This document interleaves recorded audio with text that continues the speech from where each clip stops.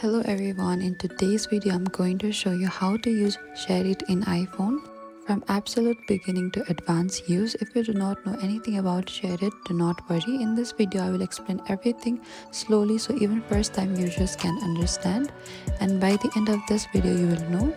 So make sure to watch it till the end, and now let's start. So first let's understand what SHAREit actually is. SHAREit is a file sharing application that helps you transfer files from one device to another without using internet data. And using SHAREit you can send photos, videos, music, documents, apps, large files like movies or software as well. SHAREit uses Wi-Fi direct and local hotspot connection, which is why it is much faster than Bluetooth. You can use SHAREit on Android phones, iPhones, Windows laptops, Mac laptops. So first of all we need to install the SHAREit. We need to go to the App Store, and in the bottom there's a search bar. Select the search bar and type down SHAREit, and after here we can see the SHAREit transfer.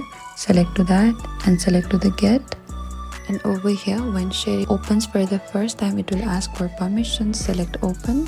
Over here select ask app not to track. Select allow full access.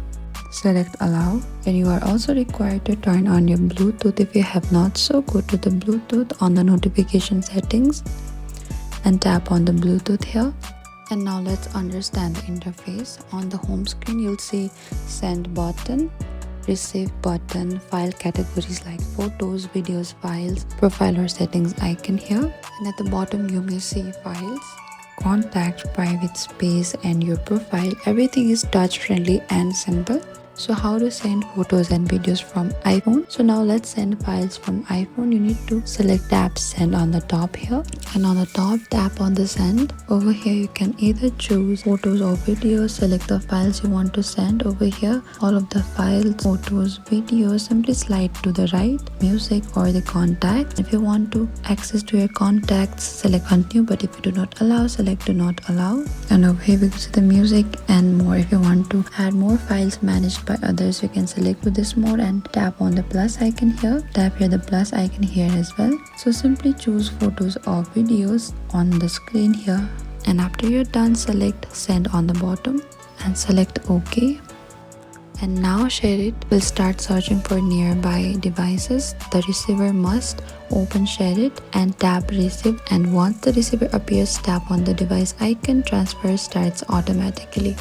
And the next is how to receive files on iPhone. So to receive files on iPhone or photos or anything or the document, you can open the SHAREit. You can select the receive on the top and select OK here, and you can simply, and you are required to toggle on this local network. Select the local network here and back to your SHAREit app. So here keep the app open and wait for sender to connect, and once transfer is complete, photos go to photos app, videos go to gallery, documents go to files app, and always check file location after receiving. Some common SHAREit problems and solutions may be you are required to turn on Wi-Fi, turn on Bluetooth, enable location services, and keep device closed. Do not lock iPhone screen. And you're also required to check files app, your photos app, and always allow permissions. Keep SHAREit updated and use SHAREit mainly for cross-device sharing, and avoid clicking onto ads.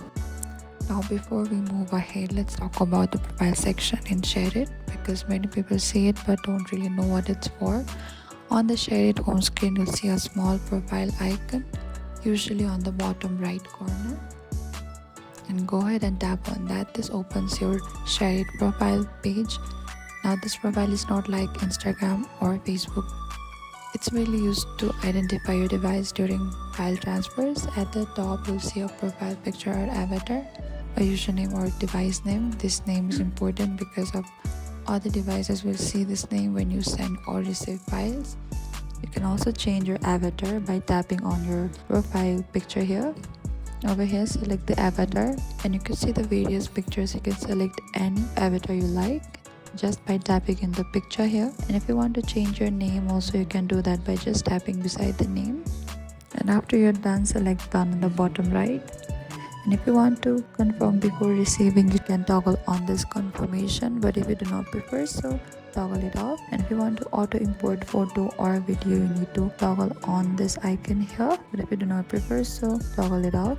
And the name in your profile is important because other devices will see this name when you send or receive files. If you want, you can tap on, and this helps avoid confusion when multiple devices are nearby. And over here you'll also find a history where you'll get all of the information about what files you have received, your photos, videos, or what files have you sent to your friends as well. And if you want to send any feedback to SHAREit, whether it's an issue or not, you can simply type down, and after you're done, select to OK. And if you want to know more about SHAREit information, so you can go to About, and you'll find all of this terms of service, privacy policy. And if you want to update your SHAREit, you can do that as well by tapping the update icon. And now one very common question iPhone users have is, where do my files go after I receive them using SHAREit? So let me explain this clearly. When you receive photos or videos, they are automatically saved in your Photos app, just like normal camera photos. And when you receive documents such as PDFs or zip file, they are saved inside the File app. To find them, you need to open your File app, go back and search it for your File app. On the library in the top, type down Files, and here you can see your files. Select that. Over here you'll find all of the PDFs and zip files that you have received from your friends, and you will see a folder named SHAREit, and this is where all your received documents are stored. And after receiving files, you can also manage them easily. If it's a photo or video, open the Photos app and tap on one of the photo, and you can either share it, edit it, or delete it like any normal photo. And if it's a document, you need to tap and hold the file. And many people worry about battery or internet usage.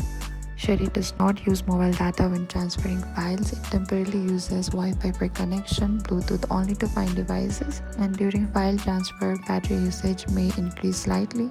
This is normal for any file sharing app, and once transfer is complete, you can safely close the app. And SHAREit is best used when sharing files between iPhone and Android, to Windows laptop, sharing large files without internet. Now let's talk about the private space icon in SHAREit. This is a special feature that allows you to store files privately inside SHAREit, away from your regular photos, videos, or files app.